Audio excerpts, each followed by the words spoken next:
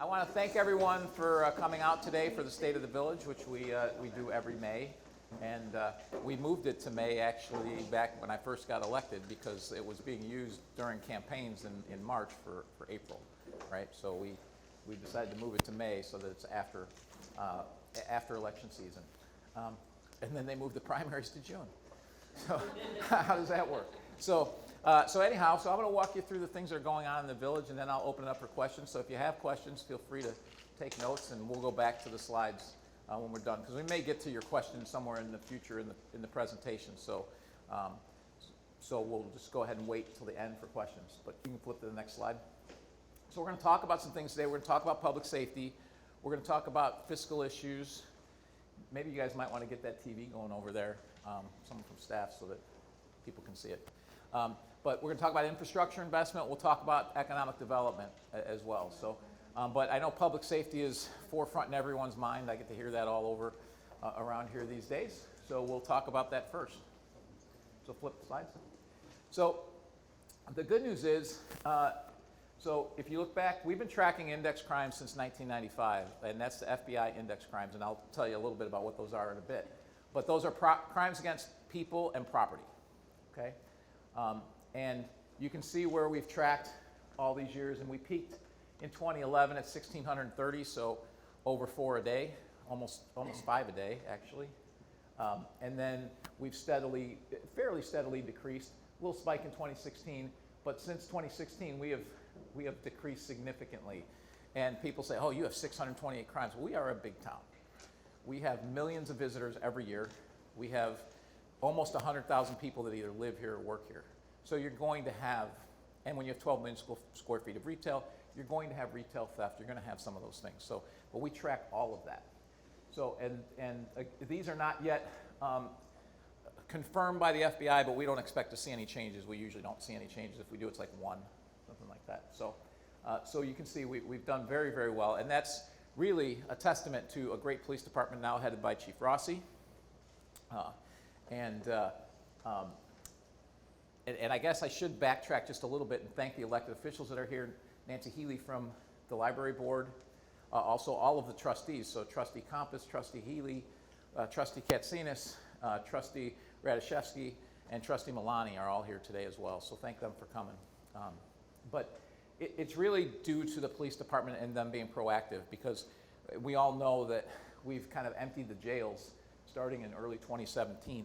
So we've really had to change how we do things, and I'll talk about that a little bit. Flip to the next slide. So that just shows you a comparison. We dropped another 9%, and I believe we had over a 20% drop the previous year. Now these are the things up here that you see. These are what are counted as index crimes. So homicide, rape, robbery, aggravated assault and aggravated battery, burglary, theft, motor vehicle theft, arson, human trafficking. Those are all, those would be all index crimes that are tracked. So flip to the next slide. So property crimes. One of the reasons for the big drop is the big drop in property crimes that we've had.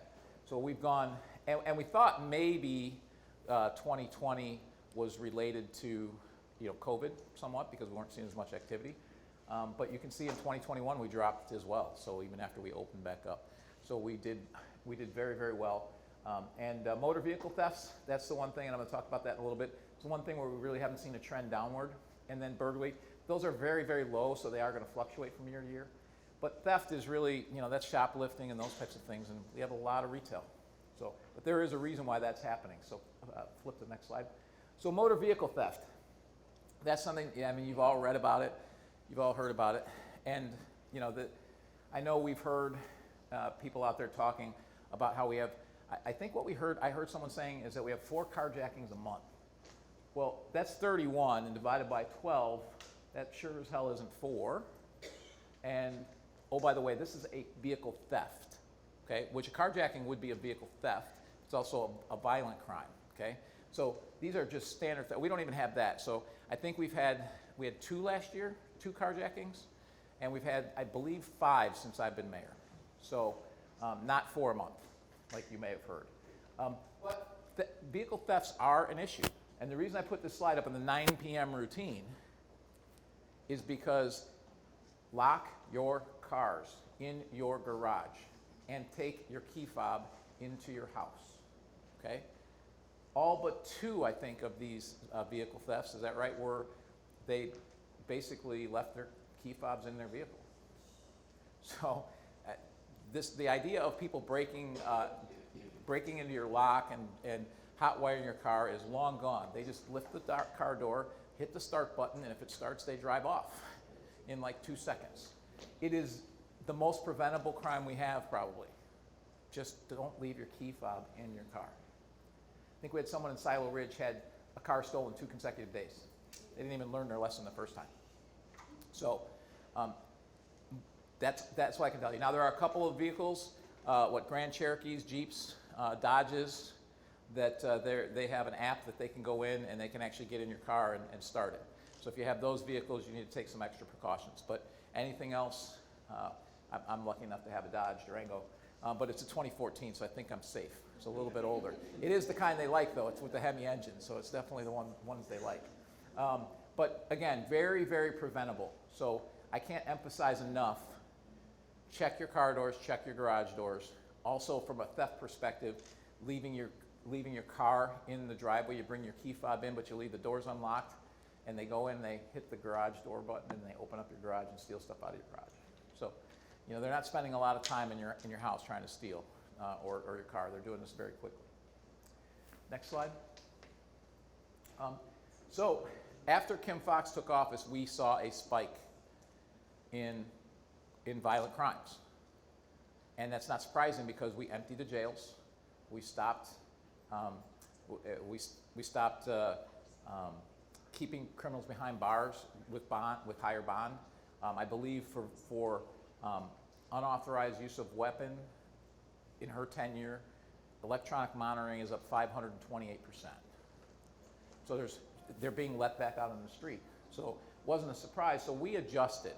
Because of that, we saw that and we started to make adjustments. And you can see our violent crime, I believe the last 3 years we've been the lowest violent crimes for towns over 50,000. And before that we were 1 or 2, even the year with 35, I think we were number 2. So, and that's in the state of Illinois. So we do an extremely good job. Violent crimes are down just a touch again this year. Again, it's a very low base, a very low number, almost artificially low, very difficult. I mean, you think about that, that's battery, that's domestics. And what are the bulk of these? Anybody have any guess? The bulk of these are batteries, and what do you think the bulk of those are? They're against our officers. So what, about half of those, Eric, are against our officers? Yeah. So again, very, very safe from violent crimes in Orland Park, and it's because our police do an outstanding job. I'm going to talk more about that in a minute. Flip to the next slide. So why has this happened? Why have we done this? Well, first, we support our police. But second, we hire really good officers, we train them well, and we hold them accountable. Every complaint we get, we investigate. If our officers did something wrong, and usually it's something procedural, we fix it, we correct it, we make corrections so that they're better. We have state-of-the-art technology and equipment. I don't think the board has refused any requests from the police department as far as the technology that they have. And I know that there's a lot of places that are getting pressed for the technology they're now using. We've been using it for several years because we've been under this pressure in Cook County, so that's what we've been doing. We have, like I said, a committed and supportive board, and that's just not our board, that's the administration before me. Every board that since I've been here have always focused on public safety and supported the police, and so that's really important. We engage with our citizens and businesses. How many of you have been to a coffee with cops? Or what do we call them, hot dogs with the cops, or cookout with the cops? Cookout with the cops. So we have all of those events to engage with you. We also engage with the businesses. We engage with our auto dealer role. We had a theft in the auto dealers, and we sat down with them and said, hey, here's some basic, simple things you can do. You'd be surprised, like lock your key fobs in a safe and not keeping them on the wall somewhere. Simple things like that you can do, because basically what they did is they broke in, stole all the key fobs, and they came back the next night and started hitting buttons, and they drive off with a couple cars. So again, stuff that's fairly preventable. But we also have a lot of programs, and we change our strategies all the time based on information that we have, and we move people around. We do traffic things in different places, but we do things with investigations, with our targeted response unit, mobile response unit, and youth supervision policy, and I'm going to talk about each of those. Flip the next slide. And the other thing that we do and that we change, and you'll see, you see how calls for service jump from 189,000 to 204, 209. Now 268, that was COVID. People were bored at home and they were calling on everything, okay? So that was a lot of what drove that. But you can see the call volumes up. Well, calls are not just calls to 911. Those mean business checks. So we really stepped up the amount of business checks we were doing in 2017, 2018 because of what we were seeing to be more proactive. So things like, instead of doing your reports back at the station where you're sitting out there, and now you can do some of those reports sitting in front of Best Buy. Now you have presence out there, you're close to Best Buy, you're also looking around and seeing what's going on, and so there's more presence out there. So simple changes like that, doesn't seem like a lot, but it has a big impact. Put the next slide. I talked about investigations. So we spend more on investigations than most towns. And Eric, correct me if I say anything wrong here, okay? We also process a lot of our evidence in-house, and we don't go to the state for evidence because it takes 6 to 12 months to get your evidence back. We have someone arrested and locked up 6 to 12 months. That means they're back out on the street. We got to go find them again, right? So we do a lot of stuff with private labs to get that evidence back, correct? And so that we can keep them locked up and get charges right away, okay? Our clearance rates are off the charts. So rape, robbery, aggravated assault, and battery. Now you see 112%. How did you clear 112%? That's because we cleared one case from the year before, and it counts in this year. So that's why.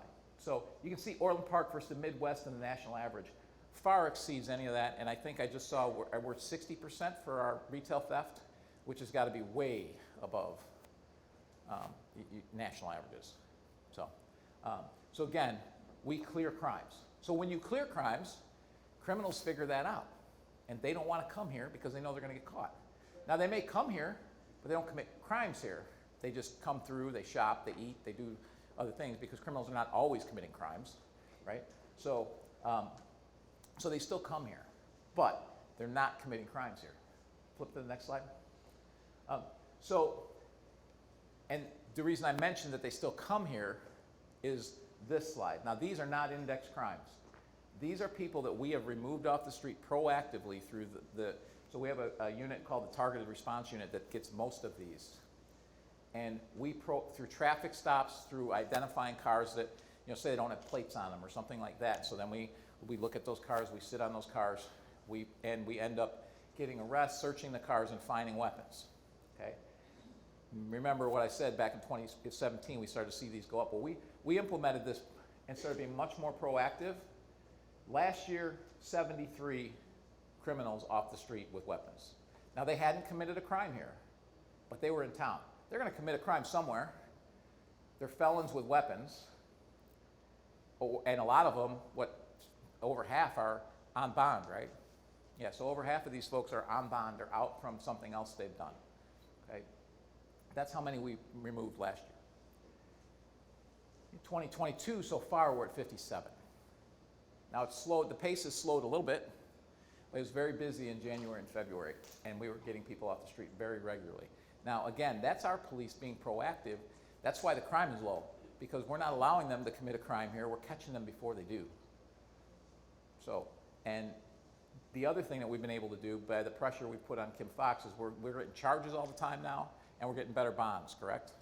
Yeah, and that's because you've probably seen, maybe seen me on TV just a little bit, pushing back on Kim Fox. They don't like that embarrassment. And so when we bring something and we have a case, there's an extra 0 on the bond that helps keep these guys back, back in jail. So, next.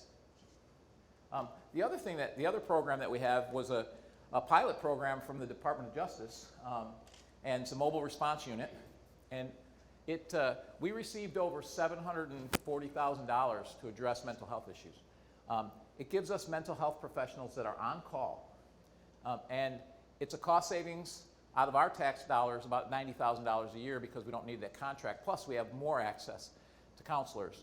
But it's a 32% decrease in reported calls that ended in hospitalization for psychiatric committals, which, what does that do? Police are the only ones that can involuntarily commit someone. And so that takes about 5 hours to do that? To involuntarily commit someone? Yeah, so that's 5 hours that they're off the street. Well, now they're on the street. Another reason why crime is down. And also what's important here, when someone's having a mental health crisis, it's often the worst moment of their lives. And if we can get a mental health professional there and they don't get into the system, imagine your worst day of your life, worst moment of your life, and you end up in the criminal justice system for the first time in your life. Well, now they're not in the criminal justice system either. So we're really saving people's lives, not just literally, but also figuratively, but with this program. It works, and it's a federal program that's out there, and we've expanded it to other neighboring towns, and it's still working. Next slide. You can see before the program was put in where we're at 170 voluntarily and involuntary committals, and we had 115 last year. So it's working. So there's a program that works. Flip to the next slide. Orland Square Mall also implemented a youth supervision policy. Now, I was talking to them about it for several years, and I finally was able to convince them to do it. And actually, because they had to implement it, they're private property, and their position has always been it doesn't work. Where they've seen it, it doesn't work, and they've never done it before. And we all know there's a perception issue at the mall, and I will show you that it's a perception issue. It wasn't. This idea that the mall was not safe was just not true, but it's still a perception issue, and perception means people don't go there and shop. They don't go there and buy. And we're trying to combat that issue, and I told them all, I'm like, what do you have to lose? Try it. Just try it. And they did.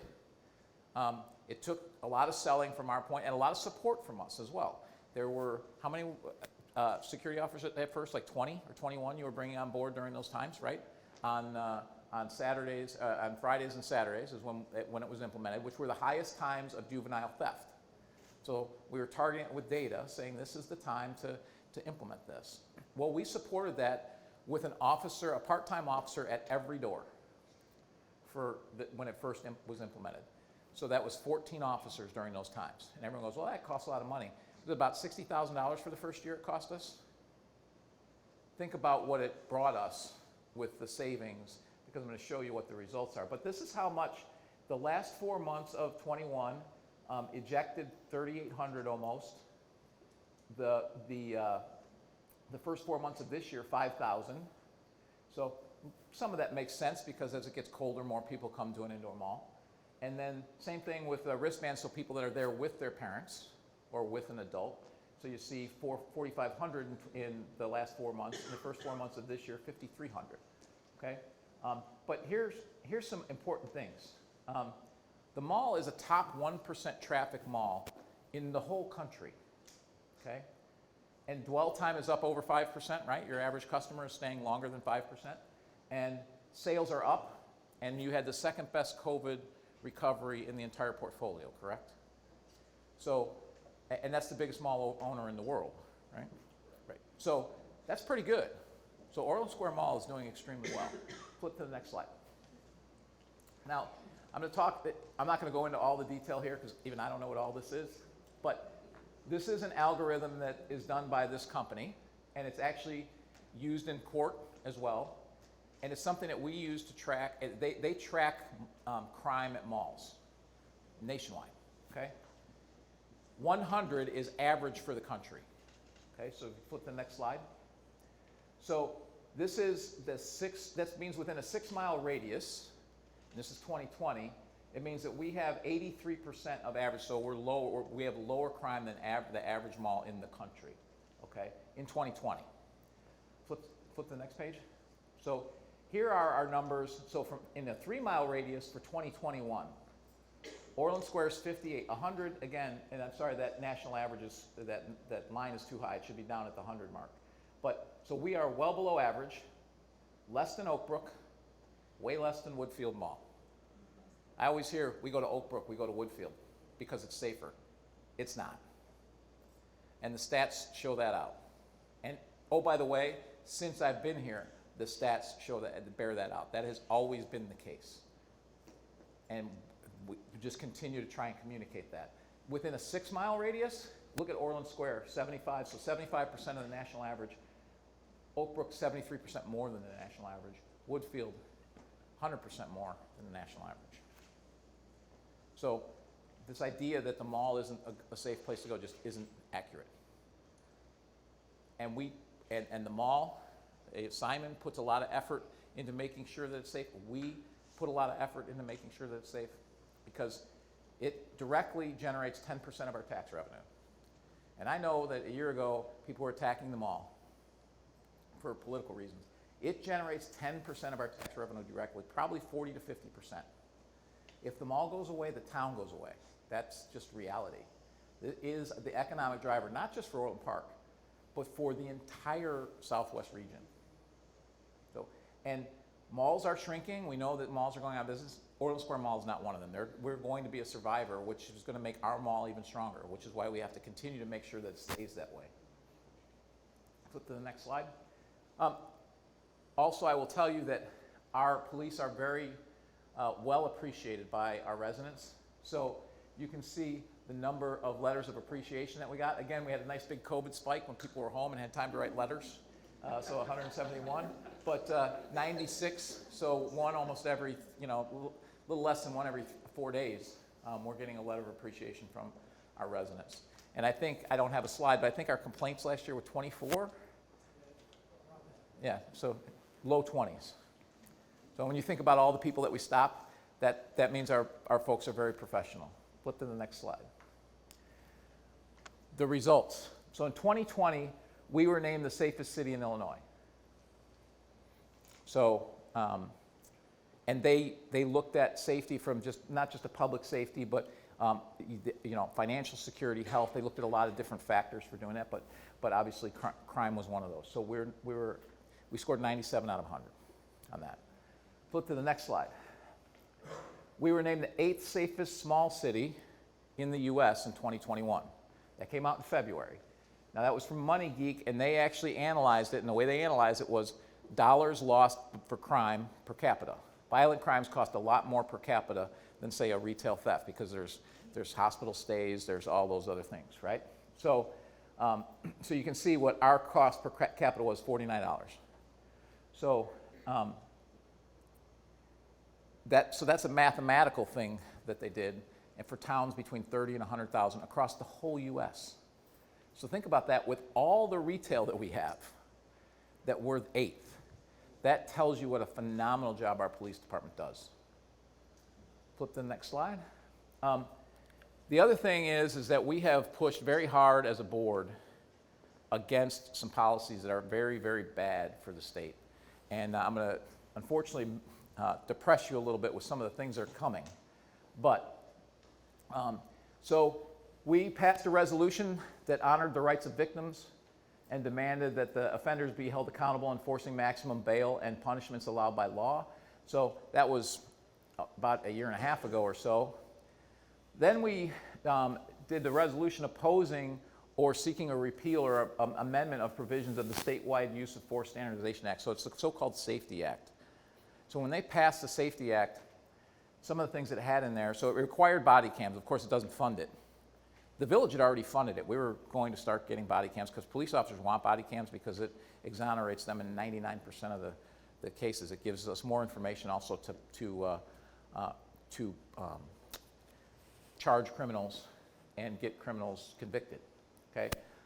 But what they wanted to do with this, and now think about the logic of this, they were going to not allow police officers to use the body cam footage to write their reports. So they have something that actually is video of what's happened, and they can't access that. Also, if they said anything in their report that was contradictory to the video, it could be used to file a complaint against them. So they can't use it, but then if their memory is not as good as the video, which we all know their memory is not as good, I think even the chief would acknowledge their memory is not as good as the video, that they're going to try and basically end their careers. This was meant to attack police officers. It was not meant to keep us safe. So we pushed to get that repealed. Now that part of it was repealed, so now our officers are they all in body cams now, or 100%? I know we started about a little over a month ago. So 100% are in body cams, okay? But the other problem with this is not just the body cams. Starting January 1st of next year, the no cash bail system of Kim Foxx, that's going to be implemented on steroids. There's no cash bail unless someone has murder, it's charged with murder, or has murder in their history, okay? Unless the judge jumps through a bunch of hoops. Is that correct? Yeah. So just making sure that I got all that right. So think about that. Automatic, you're walk right out. Now, imagine if you live in Bridgeview. All those people are going to walk out the door. All those criminals, what possibly could go wrong, right? It gets worse. Business owners in here and private residents, we can't remove anyone from a property for trespassing. They can squat on your property, do whatever they want on their property, and all we can do is give them a ticket. So you're going to all have to get private security to remove people from your property that don't want to be there. That was passed, not a single Republican vote, by the way. I will tell you on the Democratic side here, so our reps, our state reps, the three that voted against it, the state reps and state senators that voted against it, were Cunningham, Hurley, 2 Democrats, and Ozinga. All the rest voted for this. So remember this, because they're not interested in you and your safety. So remember, all the rest of them, they voted for this. In fact, the guy that now has half of Orland Park, Justin Slaughter, sponsored it. Okay? So if you vote those people in, you're going to get this kind of stuff. It is really unacceptable. We also recently affirmed a vote of no confidence against Cook County State's Attorney Kim Foxx and calling her to resign to help restore confidence in our justice system. And we asked other mayors to do the same. I heard some, that's not going to do any good. So, Chief, has it done any good? Have we been getting charges on every single person that we've? Yeah. Yeah. So on the UUW stuff, we've gotten charges on everybody, and we're getting bigger bonds. So, which is keeping them behind bars. Because guess what? They don't like the publicity. So unfortunately, this is the kind of pressure that has to be put on them because they're not doing the right thing, so we have to put public pressure on them. I wish 20 more mayors would get on board with this. It worked in LA, it can work here. So, next slide. So now I'm going to change tune just a little bit to financials. So public safety, we're doing great.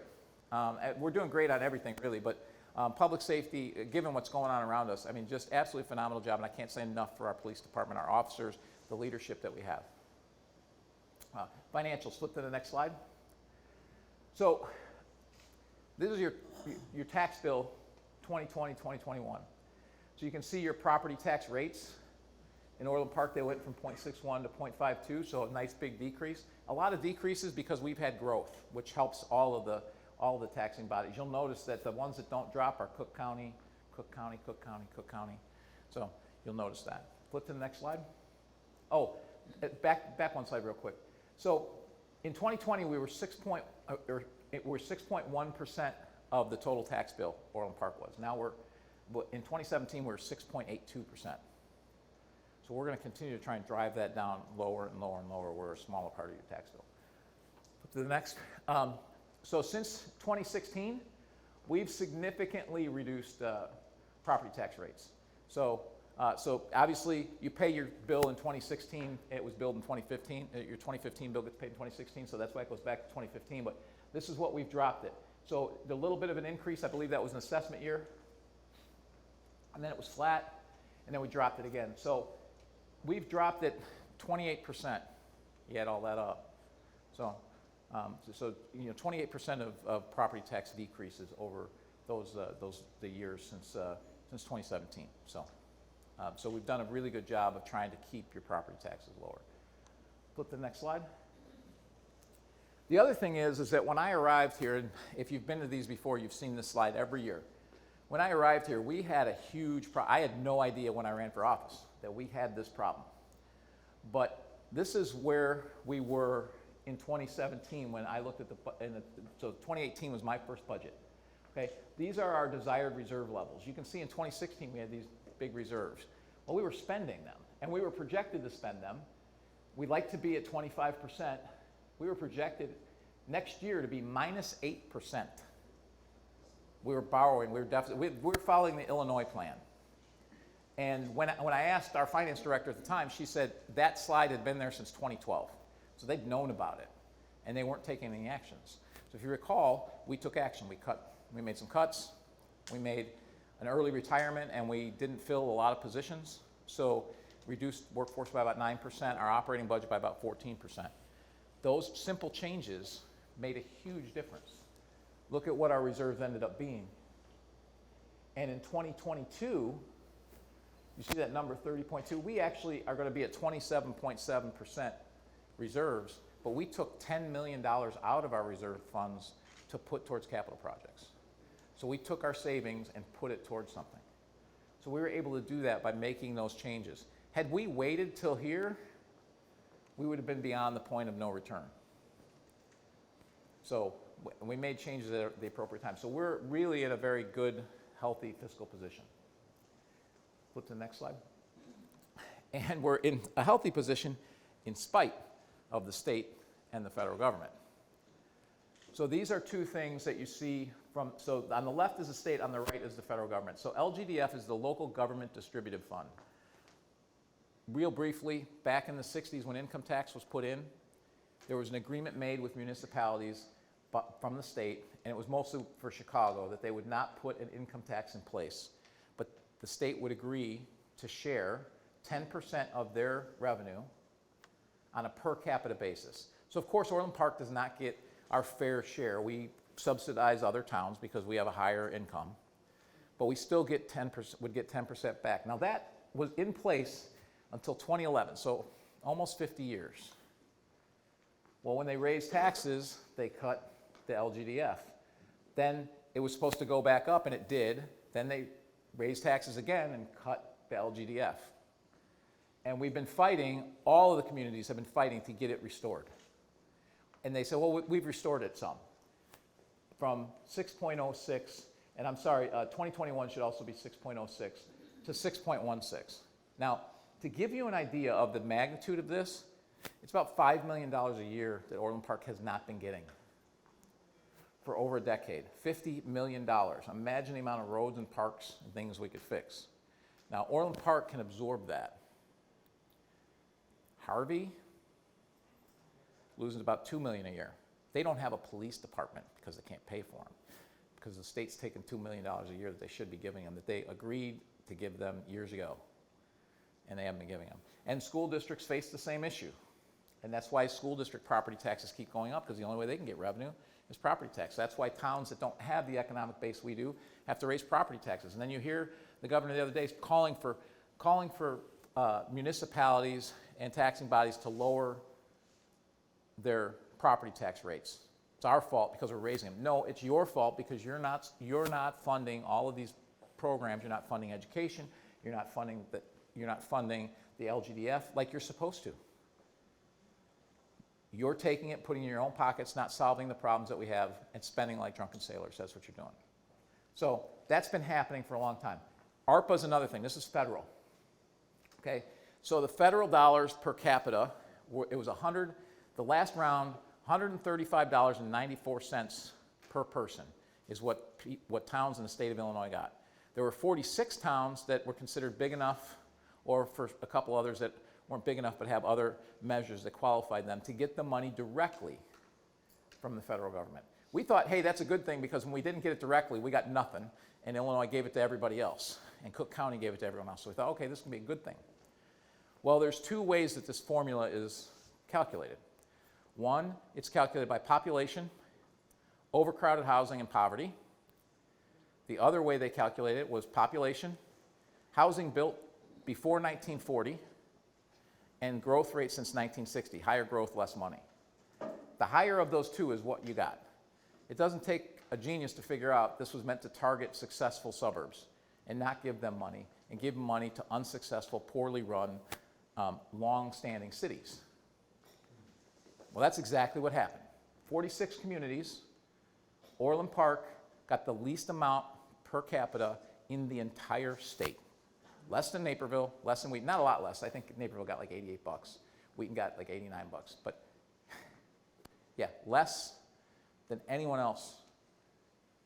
You could see Orland Park, 86, Arlington Heights, 90. Tinley Park, they got screwed too, 111. Remember I said average was 135.94. Just give us the average and we're way better off, right? Schaumburg, they got about the average. Non-entitlement cities you see. Oak Lawn got a little bit above. Look at Skokie. How about Cicero? How about Evanston with Northwestern? City of Chicago. Congress put a number on this. The people of Chicago, by their estimation, are worth 8 times more than residents of Orland Park. I mean, they said it. Oak Park, they're worth 9 times more than the people of Orland Park. Here's something interesting. Oak Park is 52,000 people. We're 59,000 people. Oak Park got $38 million. We got 5. So I don't think anyone here thinks that Oak Park is in fact, they have a higher income than we do. So it was designed to shovel money to their supporters, is what it was. And that's not right. You represent everybody when you are elected, and they should have been representing all of us. So in spite of this, that's $5 million, that's another $2.5 million we didn't get, $5 million over 10 years, so $50 million, another $2.5 million. In spite of all this, we're still in good shape because of how well we've run things. But imagine what that does to other towns that don't have that. And they shoveled all that money, our taxpayer, that $3 trillion was our money, to Chicago, as if they won't waste it. So, and we know that in the state of Illinois, they have a new budget out, and they say, oh, it's balanced with $6 billion of this money. And where's that $6 billion going to come next year? It's not going to come next year, so they're going to be in the hole again. So that's, well, we've been able to do that in spite of all of that. Flip to the next slide. Infrastructure investment. So flip to the next slide. So because we've made all these changes, we've been able to do a lot of things with infrastructure. When I got here in 2017, our roads were in bad shape, our parks, we talked about a lot of that, our vehicles, our buildings, et cetera. So we've been working on all that. So this was back in 2018. This shows you where we were with our roads. So in poor or very poor condition, over 40% of our roads. And it really wasn't going to change much with what we were spending on it. I didn't think that was acceptable. So flip to the next slide. So we kind of doubled the spending, and you can see it got rid of all of our very poor conditions and got us down into a more manageable spot. Okay? And that's what we've been doing. We think that after next year, we're going to be able to get back onto a normal schedule and not have the extra money that we've been spending. Flip to the next slide. So in 2020 and 2021, when we were able to implement this, because I couldn't get it done my first 2 years, I was stopped every time. But the new board, that was the first thing we did, the very first board meeting. You can see all of the areas that we were able to get done in the last 2 years. And Fernway, this year, they were on like a 10-year program. The last 4 or 5 years of the program we put in 1 year so that it's all done, so they can stop seeing, because they were built, we actually annexed them, they were built to Cook County standards, so they don't have sidewalks, they have ditches. It's a lot different than the rest of Orland Park looks. And so we had to redo those ditches, redo all that. It was a lot more work. So that's been done. So 34 of them that we got done. Flip to the next slide. Next year, we have 11 more being done, and Fernway's being finished in this next year. These 4, Silver Lake West, El Camino, Quail Hollow, they have water and sewer projects going, and the roads will be done when, that's why they're in blue, is when the water and sewer projects are done later in the year, the roads will be finished after the water and sewer. So we're thinking ahead and making sure we don't fix the water and sewer and then go back and fix the roads 2 years later. So trying to make sure we're wise with your money. The next slide. There are some major IDOT projects that we've been working on for decades, before I even got here. Southwest Highway, everyone knows about the flooding on Southwest Highway. We know what the problem, and here's the thing with all these problems, Southwest Highway, 143rd and Wolf, those are the 3 areas we know where we have flooding problems. They're all IDOT roads. They have all been engineered. They're all on the books as projects, and every project these projects fix the flooding problems. So we have the solutions to fix these problems. Southwest Highway, the culverts are being installed. I think as we speak they're being installed, right? And then the remaining project will be let this year and construction will begin. So we will have, and that roadway is going to be raised significantly so we don't see that flooding. We also did a lot of work with the Forest Preserve to get a slough drawn down. Didn't help that we had the 2 highest rainfalls ever in May a couple years, but we started to get the slough drawn down in September. So that helped a lot so the flooding wasn't nearly as severe as it was. So we were able to do some things. So that is going to get done. 143rd Street from Southwest Highway to Willcook Road. It was engineered 18 years ago, still remains unfunded. What, $2.5 million the feds have put into this? $2 million. And it's the #1 project for the Southwest Conference of Mayors, who controls our local transportation dollars. That's all the mayors. U.S. senators have supported it. Congressmen have supported it. State legislators support it. Almost all of our neighbors support it, if not all of them.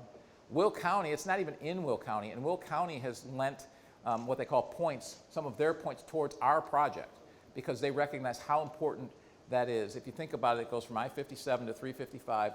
Will County's already funded expanding to 5 lanes from Bell to State, and so the only portion that will be not 5 lanes will be Southwest Highway to Willcook Road, the busiest portion of the whole road, and one of 2 north-south roads, 159th being the other, that run through this whole region, not just Orland Park, but the whole region. So it's a no-brainer to get funded, and we've tried everything. We've offered a jurisdictional transfer for the Willcook portion where it floods. The Willcook portion is actually the least expensive portion, and it is, you hear about shovel-ready projects, that project is actually shovel-ready. Not a year from now, it is shovel-ready right now. And it's the least expensive portion of the project. So we've done everything we can to try and get this moved along. We're currently applying for a RAISE grant from the U.S. federal government. If we can get that, the state has committed that they will find the rest of the funding. Basically, we're doing the state's job in finding funding. And we've been funding a lot of this. We've been funding the engineering. We've been paying for it to try and get this work done. Wolf Road is similar. Not as high a priority as 143rd, but it will be a high priority because that is our area for growth from a residential standpoint. Other projects in the region, you got all the bridges over the Cal-Sag at the same time, so anybody who has to travel north has been experiencing that, and you pretty much have to go Route 83. So that is not the best planning for MIDOT, but I guess, well, it's not the best planning. I certainly wouldn't want to tell them to stop one because they may never come back. So let's go ahead and get it done. Wolf Road and I-80, that's going to get blocked. So your only way across is going to be LaGrange Road. So look forward to that for a year. 167th is being done now, and then the 104th bike path is also on this year, which would be good because I rode that way today, and with all the traffic being diverted from 167th, there's way too much traffic for me for that half mile. I'd much rather be on a bike path. Normally it's a pretty quiet street. I'll flip it. Switch into parks. So here's the parks that we built or did major work to. And you can see what happened is when we were growing, we built all these parks at one time, okay? But we didn't really have a plan for fixing them. You can see we were adding parks, doing some major work. Those are new parks, new subdivisions. Flip to the next slide. This is what we were renovating. Not a whole lot. 1 every 2 years on average. Finally 1 a year here these last 3 years, but we weren't renovating. Well, now you've got all these parks that have aged and we need to do something with them, right? And now they're all at one time that we're dealing with. So we need to get on some kind of a steady state. So the other thing that we would do is we would totally redo a park. Say, okay, this is the park this year. Here's $300,000, redo the whole thing.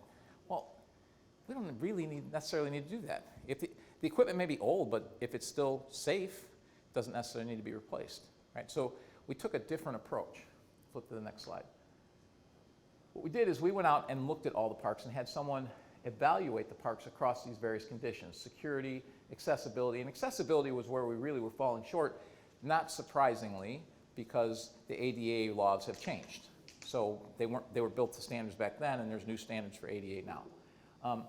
And the general condition of these parks.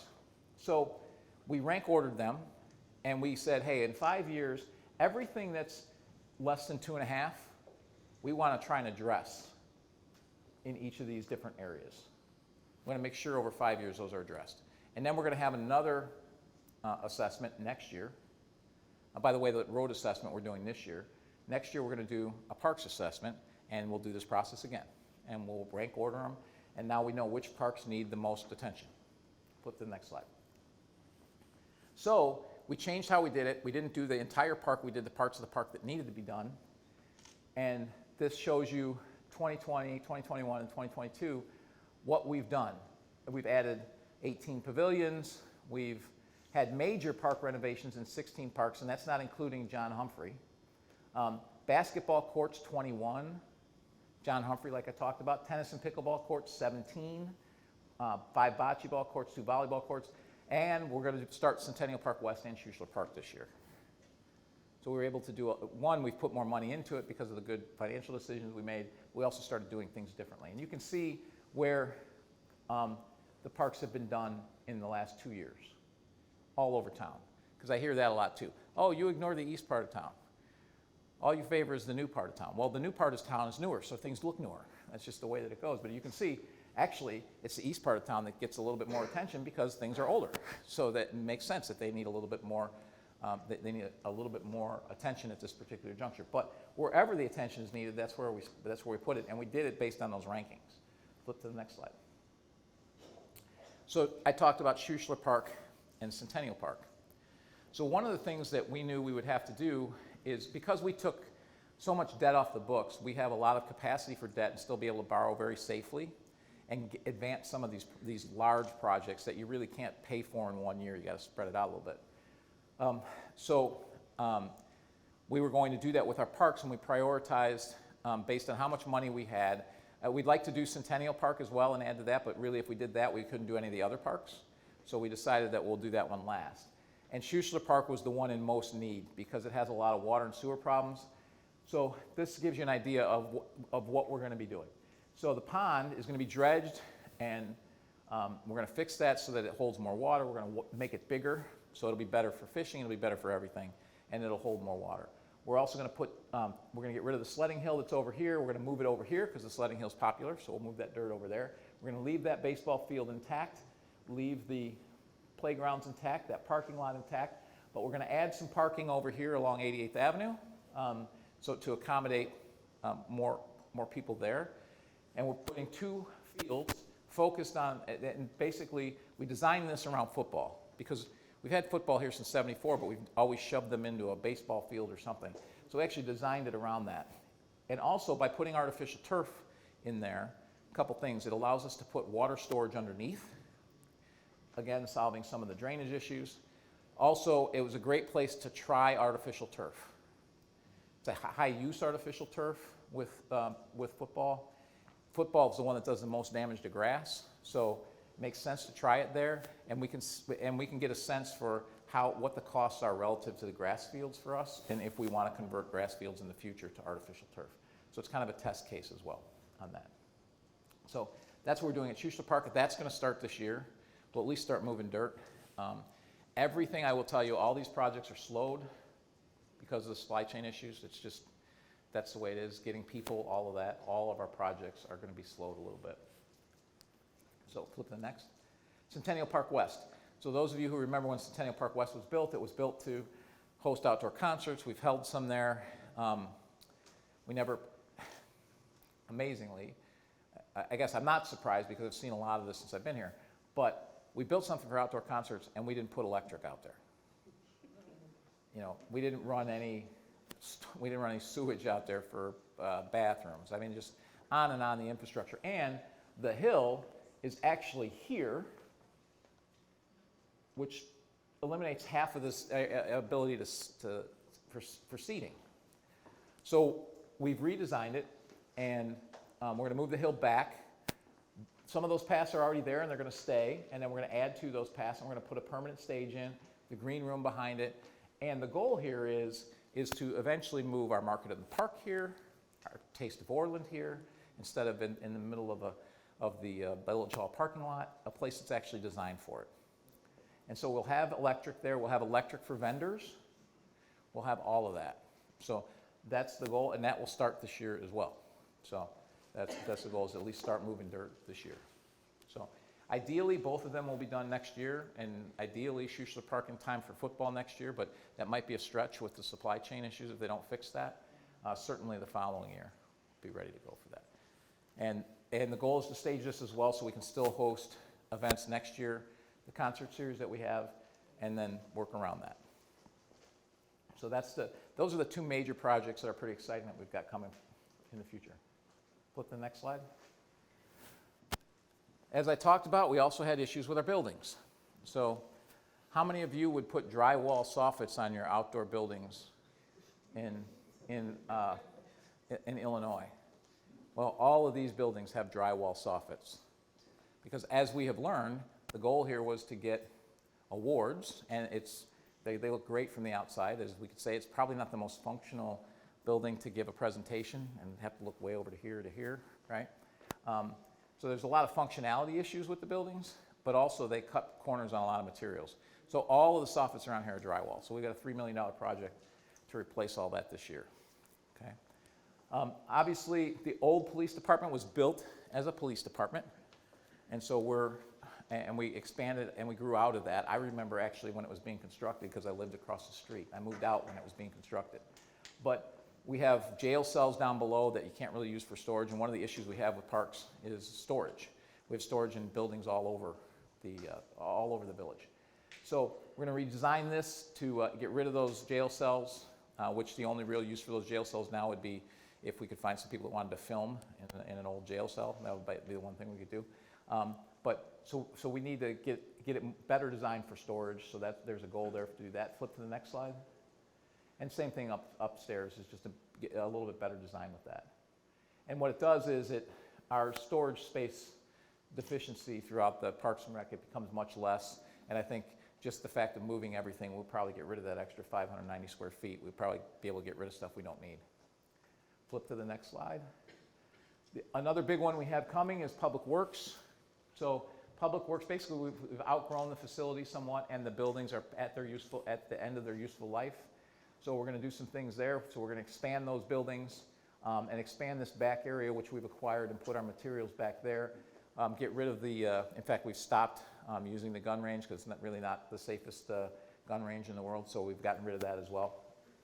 So we're going to redo all of that.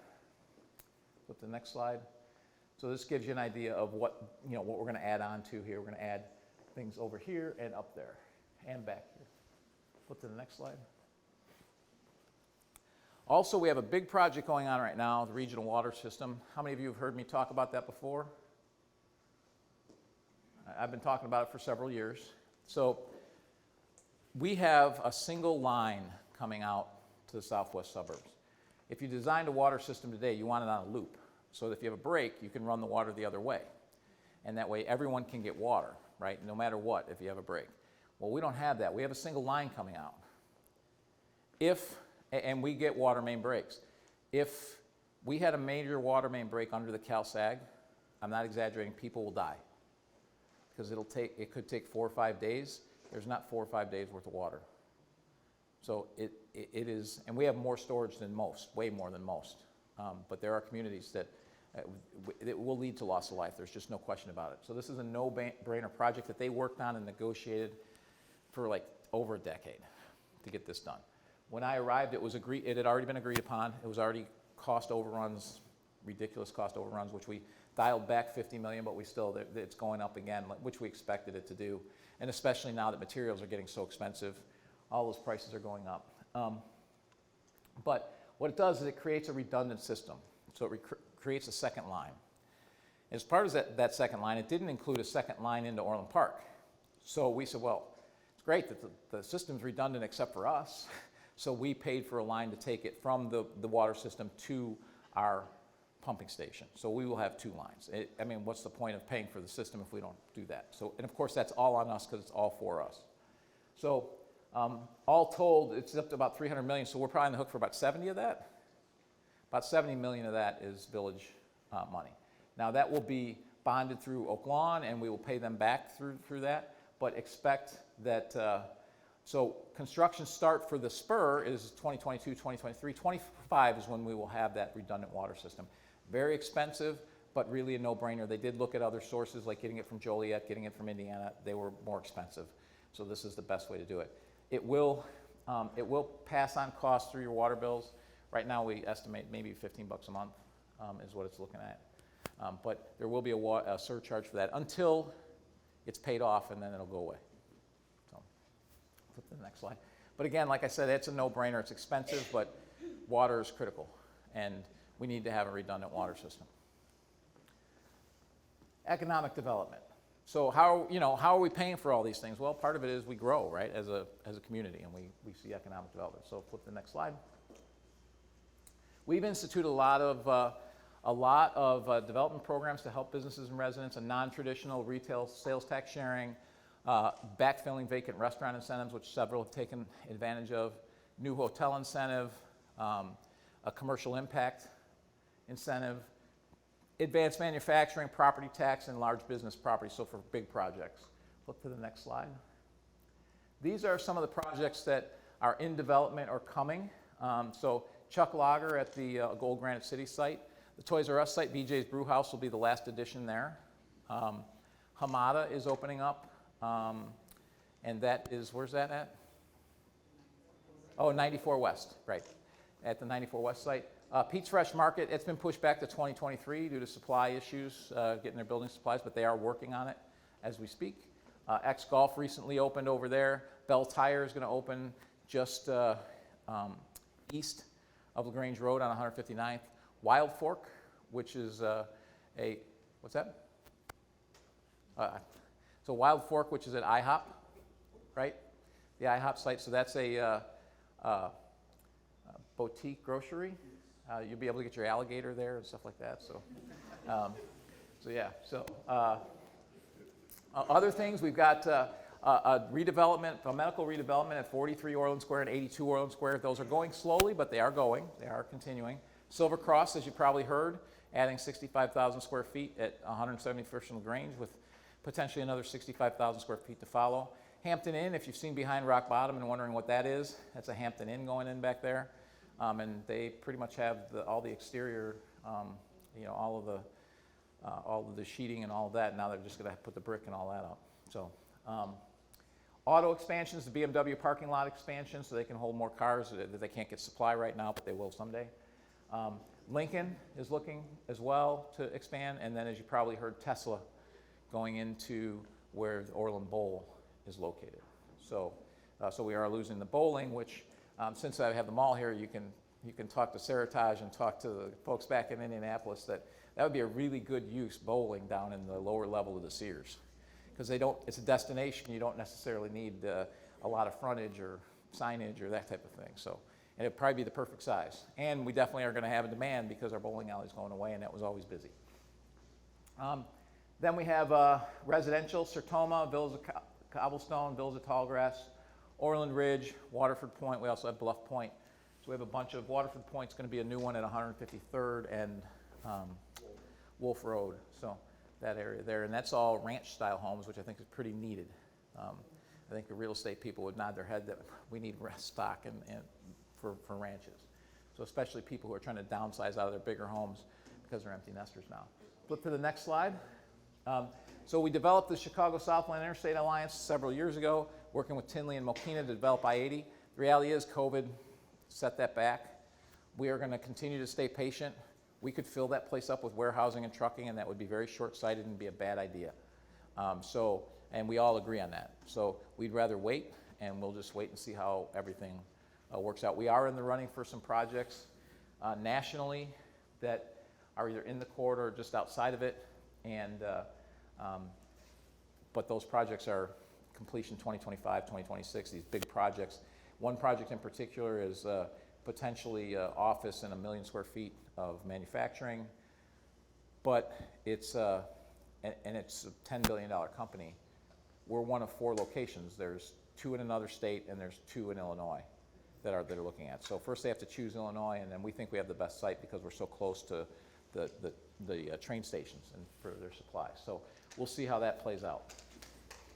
And I'm pretty sure they're going to open it though, because Hyundai just announced that they're building a new plant in Georgia for building electric cars, and this is a supplier of parts for electric cars.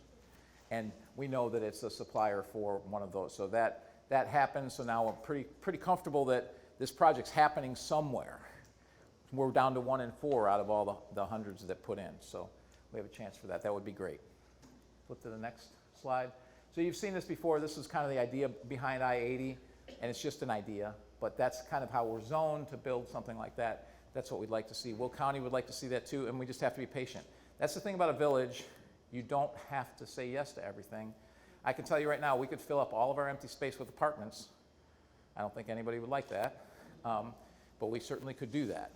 So we have to look at the long term and make sure the projects we do are the right things for the village for the long term, because we are not in a rush to do these things.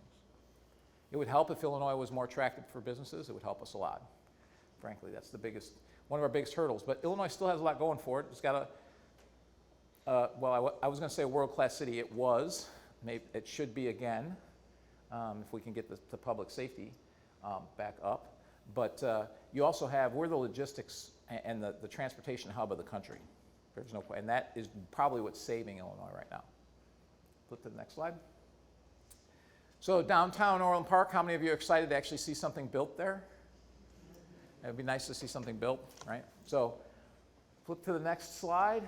So we engaged with Edwards as a consultant to give us a plan for us to go out to the marketplace, and we are currently out to the marketplace now. About another 30 days they have to submit their plans, and then we plan to enter into an agreement to construct. We're hoping to see construction. We might see some dirt movement by the end of the year, but certainly beginning of spring we'll see dirt moving. And the idea behind here is that you're going to probably see the park move over to here, potentially see an office building on E, and then see an entertainment venue where that Crescent Park is at now. Parcel H and B will have some outlots on there. Also, parcel A and B on the inside on Jefferson Street, you're going to see office with first floor retail, as well as potentially a little bit of residential. We're probably going to have to add more residential to the area. We might also see hotel. If we see a hotel, then parcel C here will likely be residential.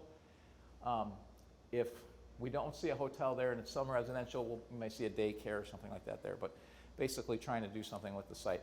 I will tell you, people that have this vision of, I hear people, we need a downtown neighborhood. That's like 4 blocks or 5 blocks by 5 blocks.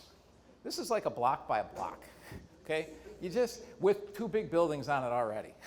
So, 3, including the parking garage. So we want it to be a very nice place for all of the residents of Orland Park to enjoy and to attract people from outside of Orland Park, but let's not kid ourselves and tell ourselves it's something that it's not, okay? It's going to be hopefully a nice outdoor walkable retail center, and it'll tie nicely into the crossings, and I think we can do something that's good there that helps everything in the area. Put the next slide. So in summary today, so what I talk, public safety, we have the lowest crime we've had in 27 years. Orland Square remains the safest mall in the Chicagoland region. Cook County State's Attorney is one of our biggest issues, plus the Safety Act. So we need to still work to push against those. Fiscal issues, we've done an outstanding job fiscally, and we're in a very good position, which is why we can spend money on the infrastructure investment we talked about, the parks that we're doing, the roads that we're doing. We're updating our fleet. Our average age of our fleet was, 14 years old? Is that where we were? Yeah, so we need to get that up to speed. So we have plans to do all that over the next 5 years because we put ourselves in this position. On economic development, we're doing great. You consider COVID and what other towns are going through. We have a lot of things going on here, so we're doing very, very well. And with that, I'll open it up to questions. Is there an update on Riviera? On Riviera. Do we have an update on Riviera? Ed, Steve? Ed? They're working with a new owner to reoccupy the space. Their intent is to use it as what they used it previously, but they have some issues they needed to address previously, plus they're working their way through the build out. So what he said was they're looking to do the same, they're redoing a lot of it to reopen it as what it was, But there's a lot of issues in there from a building code perspective and all that they're trying to work through before they do that. I guess the other follow-on question to that is Silver Lakes. Silver Lakes, we have been approached by someone looking at potentially buying it, and they seem to be amenable to what we said, which is we know it's going to redevelop, but we'd like to see 18 holes of golf remain, and they seem to be, that's what they actually want to do. So I don't know if the deal's done yet. I don't know where they're at in the process, but that's what we've heard. Paul? Mayor Peacock, you talk about crime, the clearance rate, terrific numbers for Orland Park. In Chicago, cynically, they seem to add clearance to cases unsolved. Can we assume that 91% that those are truly solved cases as opposed to fictitious? Yeah, these are, a clearance rate for us means they've gotten charges. So we've gotten charges, and so that's another thing that you've probably heard, unfortunately we've heard, and I guess it just goes with the position, but we've heard that we're not reporting all the numbers. Well, I can tell you right now, not Chief Rossi, not Chief Mitchell, or Chief McCarthy would ever fudge any numbers for any of us, right? I mean, they have the utmost integrity, and they're going to report everything because, oh, by the way, it's the data that we have that makes us be able to do what we're doing. It's tracking the data well that actually makes us successful and be able to change our strategies. So when you have a reported crime, it's reported as a crime. So it goes as a reported crime. Now, sometimes they'll change what type of crime it is as you learn more about it, but it's a reported crime, and it's either cleared or not cleared. Not cleared are those open cases we haven't solved. Cleared case either means it's got a federal charge or a state charge through the Cook County State's Attorney, or we've given them an MV ticket. So one of those things. Did I get that right? So we had head nods over there from the chief. So that's what it means. So we clear cases like nobody's business, and that's why criminals don't want to come here, because they know they're going to get caught. They may know they get released again from Kim Fox, but they don't want to deal with that. So that's why they're not committing crimes here, is because we do such a good job of clearing cases. That's why we put so much emphasis on it. I saw a hand up somewhere. Do you say Pledge of Allegiance to the flag before every meeting, or no? Yes, before all of our board meetings, yes. Yeah, twice actually. We have two meetings each night, so we say it before each one.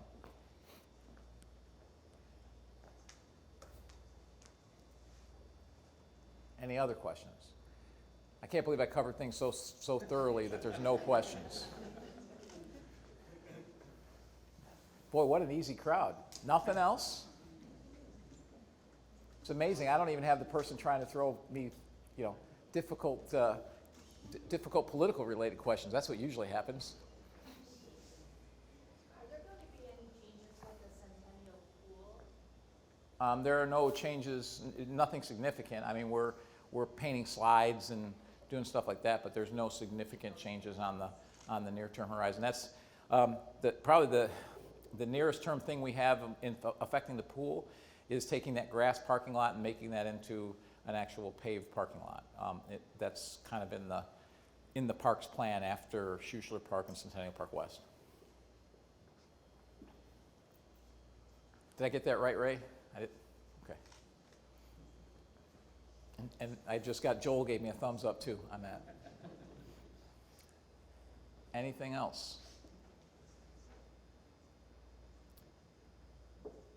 Okay, well, thank you very much for coming. I was able to shorten it up because you guys don't have any questions. So I really thank you all for coming. The village is really in phenomenal shape, and we have an amazing staff all the way up and down through the entire staff.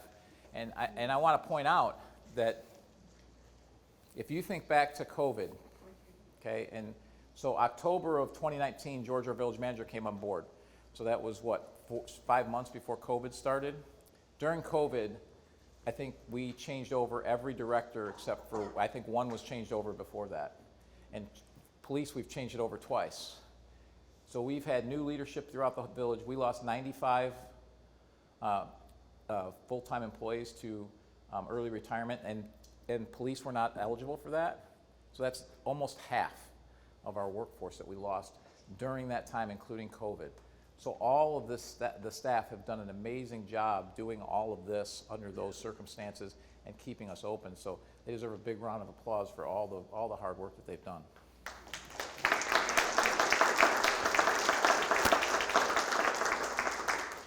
Quick question, I know a number of these projects will take quite a while to complete. If you're no longer mayor sometime in the future, will they still go through? I think the village board would say yes, they're still going to go through. Remember, the board votes on everything.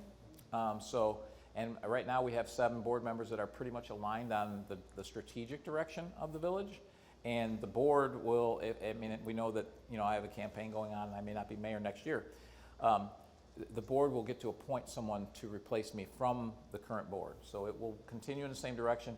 And these projects, Centennial Park West, Schuster, they'll already be started. So these projects are all started and all in place. And quite frankly, if anyone else got in here and tried to do something different, they'd really be foolish because we're really moving in the right direction. You'd be making your life very difficult. So we've really set my goal, I think the board's goal is that when we leave, that it's in a really good place for the next 20 years. And quite frankly, that's what they did in the late 70s and early 80s. And they were, frankly, allowed to, because of the good decisions that were made, they were allowed to bumble their way through and make a lot of mistakes.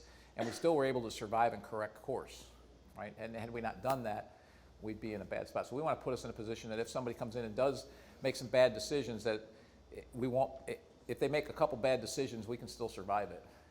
And things still move in that direction. So, yeah, and so again, thank the staff, police, Parks and Rec, Public Works, you know, our supporting staff, HR, let's see, finance. Who else am I missing? What's that? Oh, Development Services. How could I forget that? Ed with those glasses. How could I forget Development Services? So all of those, the village manager's office, our communications support that really helped us all through COVID. I mean, all of that stuff was very important. I want to thank the chamber for hosting this and for chamber members for coming today. Really, really appreciate it. Again, the village is in great shape. Really looking forward to the exciting things. Some plugs for all the stuff we have going on in the summer. We have our concert series coming up, and I can tell you it was nearly impossible to get acts for our 3 concerts because everyone else hasn't done concerts for 2 years, so they were offering these acts ridiculous amounts of money, and we were like, well, we're not going to do that. So I think we're still going to have a very good time out there. The pool opens this weekend, so Saturday. It's not on my calendar. Bonnie, is it? Oh, I didn't see it on my calendar. So see, Bonnie's taking care of me. So the pool opens this weekend. So hopefully we have. I kind of like the spring weather that we're having because we didn't get any. But hopefully we have good weather for the pool opening, and we should have a great summer here in Orland Park. And please just be patient with all the construction. We did not choose to have all these projects being done at once, but we're not going to turn them down. So thanks again.